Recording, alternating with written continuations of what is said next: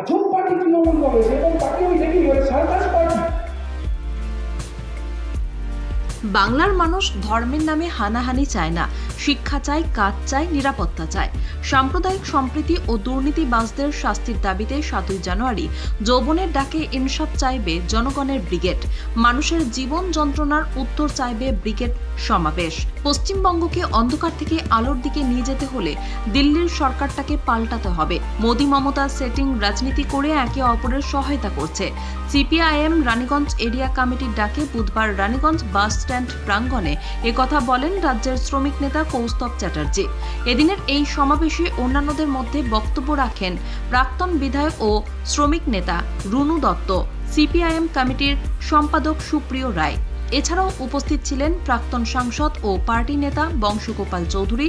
সভাপতিত্ব করেন নারায়ণ বাউরি।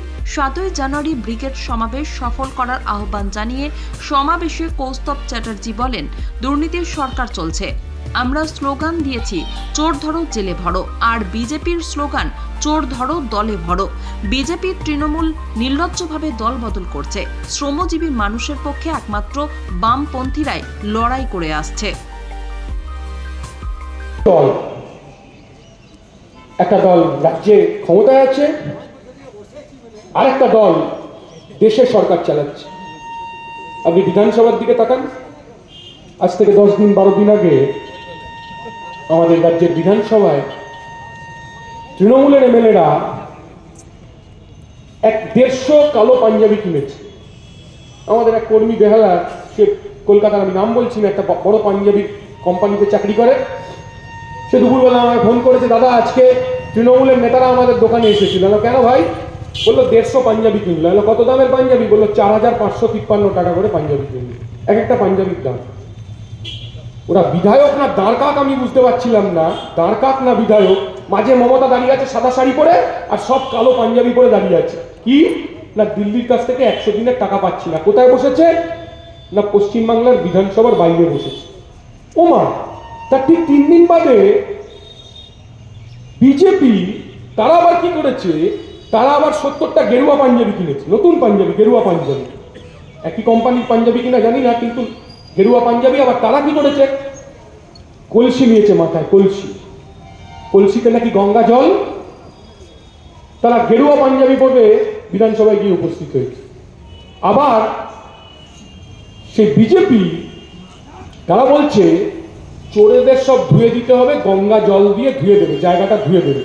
আমি তো খুব ভয় ভয় ছিলাম, চোরেদের ধুতে গিয়ে আবার শুভেন্দু অধিকারীকে গঙ্গা জল দিয়ে দাঁত ধুয়ে দেয়।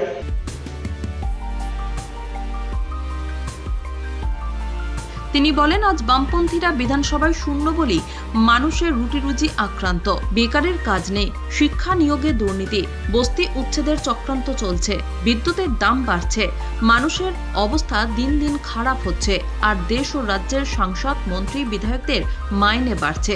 বিজেপি নির্বাচনী বন্ডে 1642 কোটি টাকা নিয়েছে, তৃণমূলও 540 কোটি টাকা তুলেছে।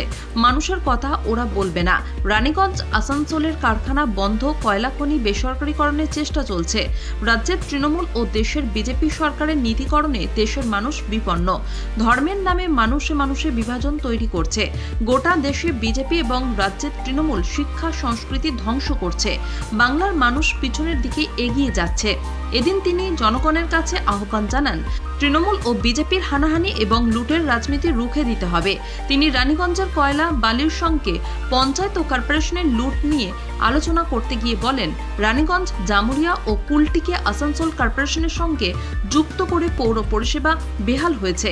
রানীগঞ্জের ফুটপাত তৈরির জন্য একবার টেন্ডার ডাকা হয়েছে, এখন আবার ফুটপাত ভাঙার জন্য টেন্ডার ডাকা হচ্ছে। সর্বত্র দুর্নীতি, 100 দিনের কাজ বন্ধ, আবাস যোজনার বাড়ি তৈরি হয়নি। এখন তৃণমূল বিজেপি দুটো দলই কয়লা বালির টাকা ভাগ বাটোয়ারা করছে। দুর্নীতি ও অন্যায় অবিচারের বিরুদ্ধে ইনসাফের দাবিতে সারা পশ্চিমবাংলায় লড়াইয়ের উত্তাপ ছড়িয়ে পড়েছে। কয়লাঞ্চলের বহু মানুষ এই জনসভায় সামিল হন। রানীগঞ্জ থেকে সুব্রত বাউরির রিপোর্ট, LCW ইন্ডিয়া।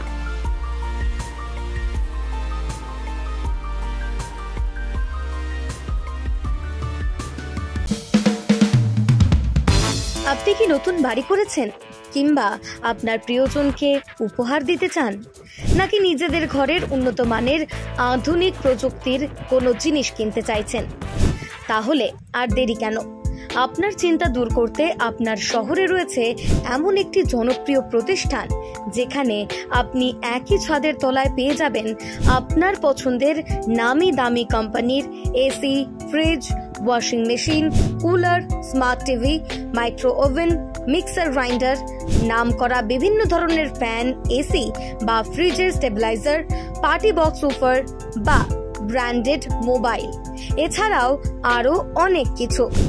এই সমস্ত কিছুই আপনারা পেয়ে যাবেন আপনার শখ ও সাধ্যের মধ্যে। এছাড়াও সারা বছরই প্রতিটি কেনাকাটার উপর থাকছে আকর্ষণীয় ছাড়। এখন হয়তো ভাবছেন এত কিছু একই দোকানে, দোকানটা কোথায়?